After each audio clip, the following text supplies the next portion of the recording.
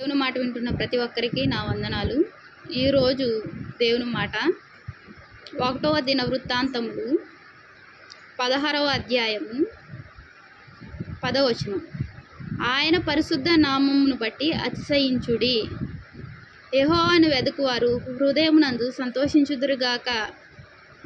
ప్రియ స్నేహితులారా, ప్రియ సహోదరులారా, మనం దేన్ని బట్టి అతిశయిస్తున్నాము? దేవుడు ఏమంటున్నాడంటే, ఆయన పరిశుద్ధ నామమును బట్టి అతిశయించుడి. ఆయన యొక్క పరిశుద్ధ నామంలో మనం ఉన్నాము. ఆయన యొక్క పరిశుద్ధమైన దేవుడు మనల్ని కూడా పరిశుద్ధపరిచాడు. ఆయన బిడ్డలుగా స్వీకరించాడు. ఆయన నామము కలిగి ఉన్నాము. ఆ పరిశుద్ధ నామం బట్టి అతిశయించమంటున్నాడు. ప్రియ సహోదరులారా, మనం దేని బట్టి అతిశయిస్తున్నాము? దేని బట్టి అతిశయించాలి? కేవలము మనం సృష్టించిన సృష్టికర్త అయిన పరిశుద్ధ నామమును బట్టి దేవుడు మన జీవితంలో గొప్ప కార్యం చేశాడు, రక్షణ ఇచ్చాడు. ఈ యొక్క పరిస్థితులు, ఈ యొక్క ప్రపంచ నలుదేశాల పరిస్థితులు ఎంతో భయంకరంగా ఉన్నాయి. దేవుని రాకడ సమీపంగా ఉన్నది.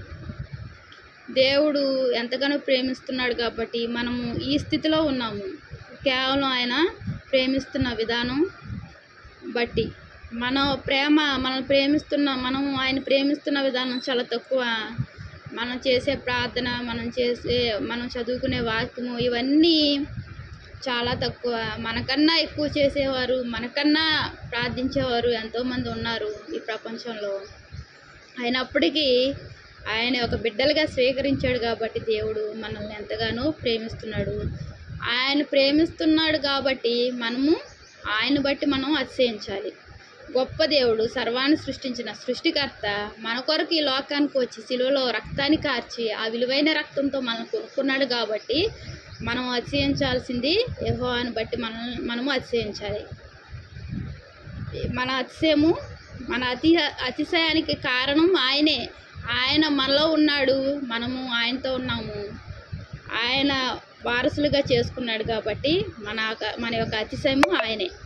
ప్రియ సహోదరులారా, నేనైతే ఒకప్పుడు దేని బట్టి అతిశయించానంటే, డిగ్రీలో సెయింట్ తెరెసా కాలేజీ అయితే ఆ సమయంలో ఎవరు చైన్ వేసుకోలేదు.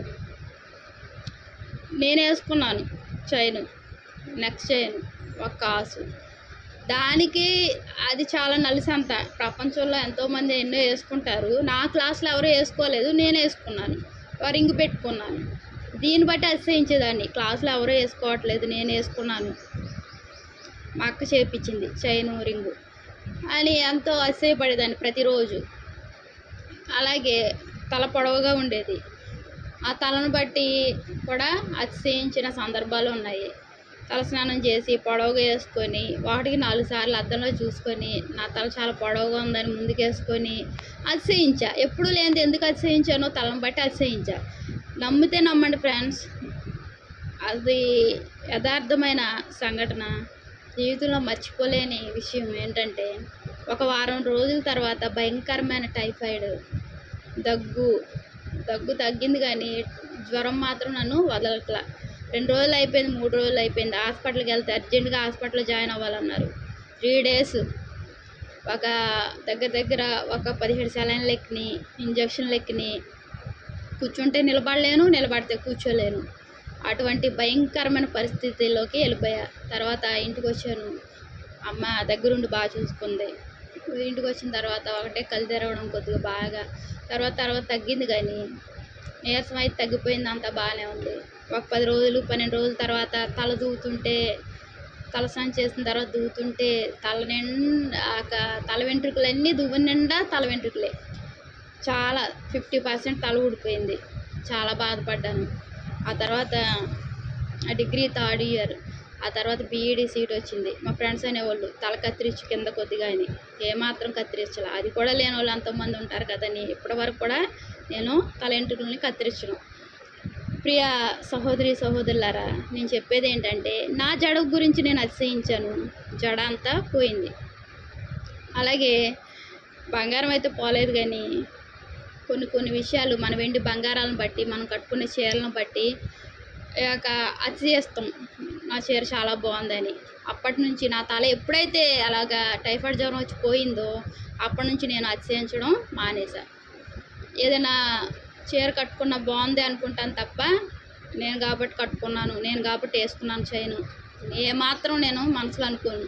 తండ్రి నువ్వు ఇచ్చావు, నీకు వందనాలయ్యా అనుకుంటా. ఇది నా అనుభవం. ప్రియ సహోదరి సహోదరులారా, ఇలా మనం దేని బట్టైనా అతిశయించవచ్చు, కానీ ముఖ్యంగా మనం దేవునికి వందనాలు, ఆయన ఇచ్చాడు కాబట్టి మనం అతిశయిస్తాము.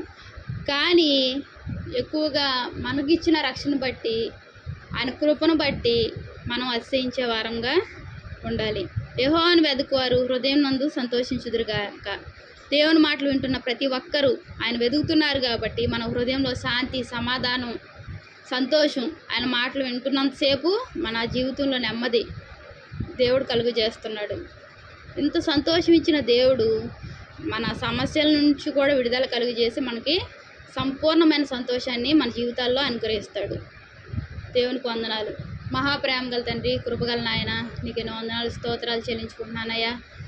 సంతోషించుడి అన్నావు, యెహోవాను వెతుకువారు హృదయంలో సంతోషించుదురుగాక అన్నావు తండ్రి నాయన. నీ మాటలు వింటున్నప్పుడు మా హృదయంలో సంతోషం, నెమ్మది, సమాధానం కలుగు చేస్తున్నావయ్యా. నీకు వందనాలు ప్రభా. నిన్ను బట్టి అతిశయించడానికి మాకు ఇచ్చిన రక్షణ బట్టి వందనాలు చెల్లించుకుంటున్నాను ప్రభా. గొప్ప దేవుడు మాకు దొరికినందుకు అతిశయిస్తున్నాం. ఎంతగా ప్రేమిస్తున్నావు దేవా, ఏమిచ్చి రుణం తీర్చుకోలేం ప్రభా. నువ్వు ఇచ్చిన రక్షణ బట్టి వందనాలు చెల్లించుకుంటున్నా ప్రభుని ప్రియ రక్షకుడు క్రీస్తు వారి నామంలో అతి వినయంగా బ్రతిలాడి వేడుకుంటున్నాను తండ్రి. ఆమేన్, ఆమేన్.